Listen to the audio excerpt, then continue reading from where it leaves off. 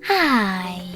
In front of me is SONY Xperia 10V, and today I would like to show you how you can edit passwords added to Google Password Manager.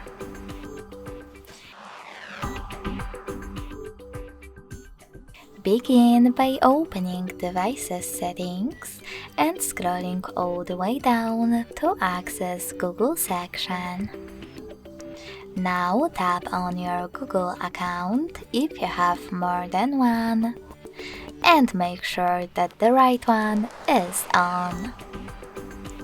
Now tap on Autofill, Autofill with Google, and Passwords.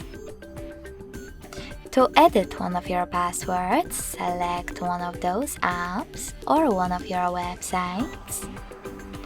Enter your current screen lock and tap on Edit next to Delete. Following that, you can make all of your changes and save them by hitting Save at the top right corner.